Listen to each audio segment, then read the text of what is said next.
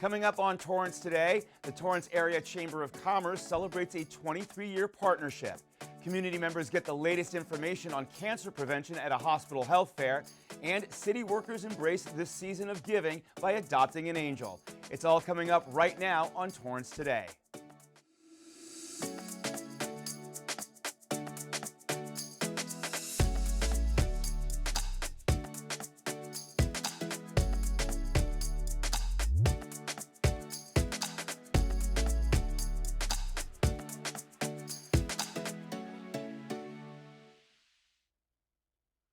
Welcome to Torrance Today. I'm Kirk Lyons. It's 4 p.m. on Thursday, November 16th. I hope your week is wrapping up nicely. Thank you so much for joining us. Here is our first story. The Torrance Area Chamber of Commerce celebrates its decades-long relationship with the Japanese Business Association at the Miyako Hybrid Hotel. It was great.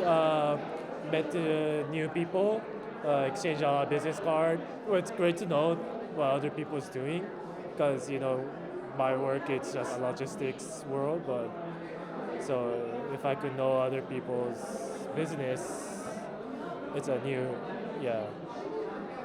thing for me. So. It's a great event for networking, for getting to know industries, establishing relationships, and just sharing the knowledge and experiences. In the past, I come in here, and I've been doing this for almost 23 years. I come in and I really don't know a lot of people from the JBA side year after year because they change just like chamber members. But at the end of the night, I love it when people say, "I'll see you next year, Donna-san." It makes you feel so good, and you have a pocket full of business cards and hopefully relationships that will be long lasting.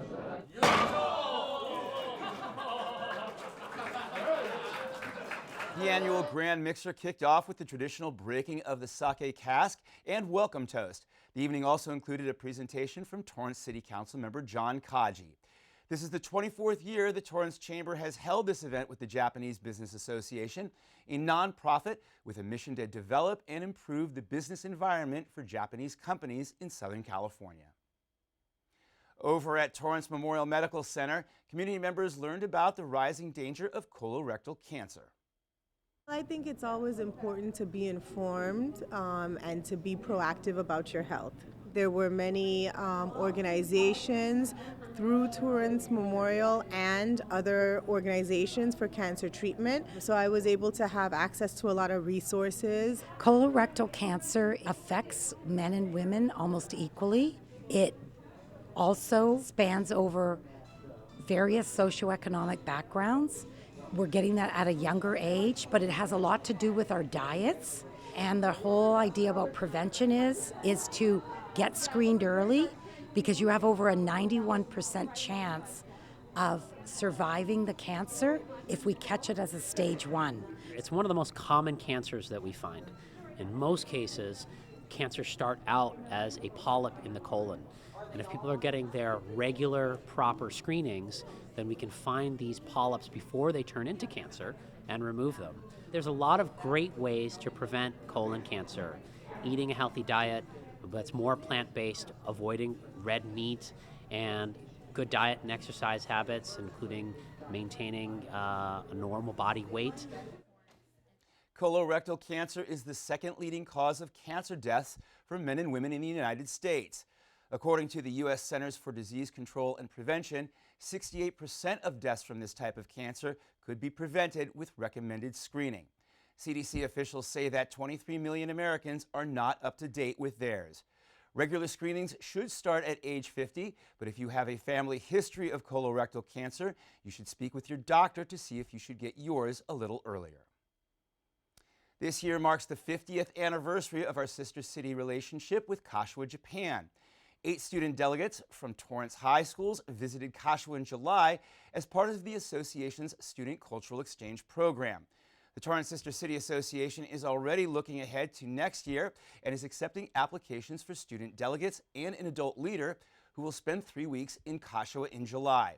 Students must be a full-time Torrance resident and enrolled as a sophomore, junior, or senior in a Torrance high school at the time of applying.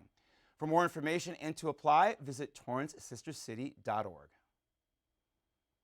City workers are embracing the spirit of the holidays by participating in a heartwarming program. I love giving, and I like to see the children, the expressions, hear back the response back that they were so excited and they make them feel wanted and loved.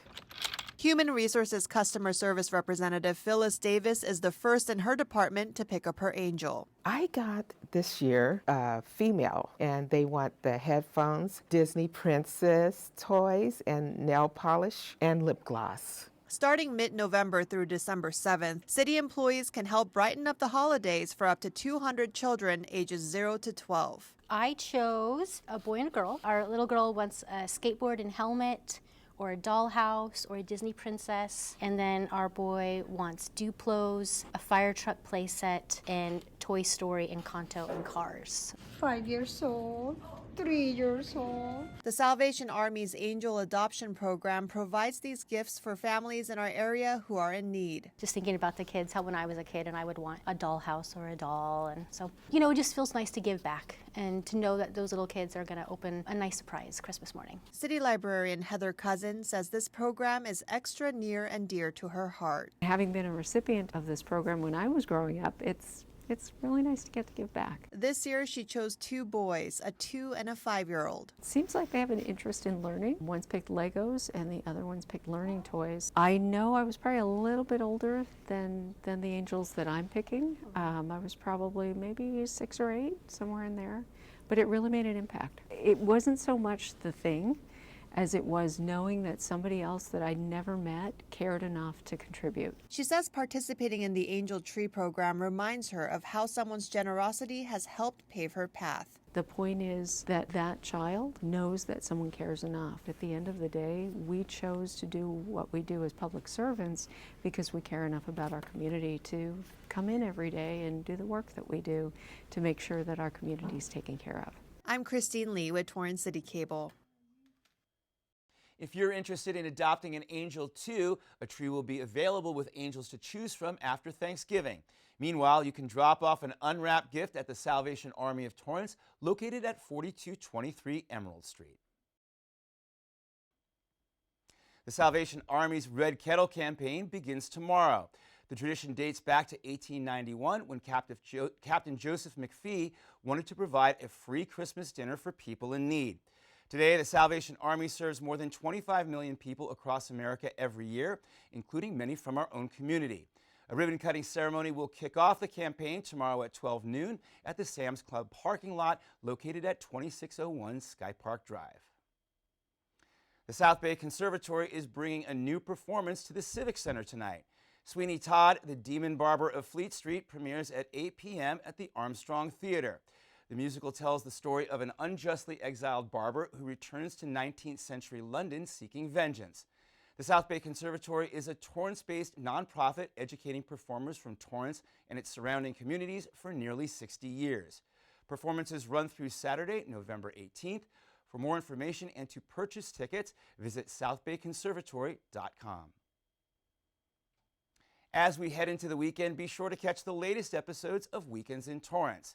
Here's a first look at Friday's episode, which reminds you that the great outdoors are calling and you can check out some new sceneries for free. Explore the wonders of nature for free with your library card.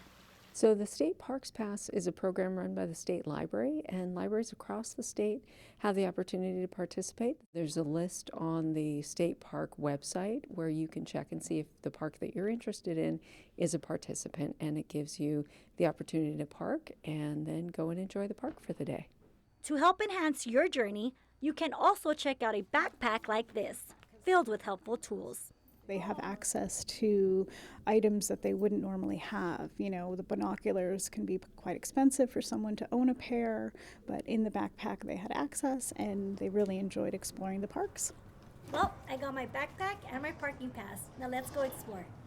With more than 200 destinations to choose from, the California Welcome Center, located inside the Del Amo Fashion Center, offers ideas on where you can start. It's a great resource and it's free. We have all sorts of information that can make your trip even more special and tell you about those little hidden places that you might not have a clue about. So you need to just stop over here, peruse our brochures, and pick out some information that'll make you have the best road trip ever. So whether you pick up some inspiration at the Welcome Center or at one of our 6 library locations, now you're ready to hit the road with up to 8 people or just by yourself on your motorcycle. I think that it really affords everyone an opportunity to go out and explore and perhaps see parts of the state that they normally wouldn't see. So the next time you're planning to enjoy the great outdoors, plan a trip to your closest library branch first. For a full list of locations and hours, visit library.torranceca.gov. I'm Cindy Kennedy with Torrance City Cable.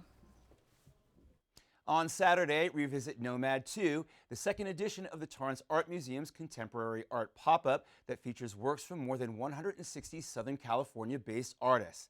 And on Sunday, American Honda Motor Company unveils its new collection hall showcasing more than 60 significant Honda and Acura cars and motorcycles.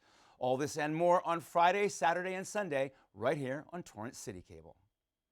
Still ahead, it's Theater Thursday, and the Torrance Theater Company gets ready to provide holiday entertainment when we come back in 60 seconds. When I was in foster care, I never knew when I would have to move, so I always had my suitcase ready to go. Then one day, I was adopted. My new parents opened their hearts and home to me. My parents cook my favorite breakfast for me every morning. My parents take me on trips I never thought I would go on. They gave me a home and an even better reason to use that suitcase. My parents aren't perfect, but they're perfect for me. The black truck? Hey, Christina from accounting. Yeah, hi. Hey, I used to date a girl named Christina. Oh, really? Yeah, and then she dumped me for my best friend. You want to see some photos of them that I took? I don't. I thought we talked about this, buddy. Buzzed and overshared again? Yeah. Yeah. I'm gonna call a car. That's a smart idea. So yeah, I know, that's why I did it. Hey, you're gonna get back to the top of the mountain. Does that mean I'm gonna get back with Christina? No. Oh. No.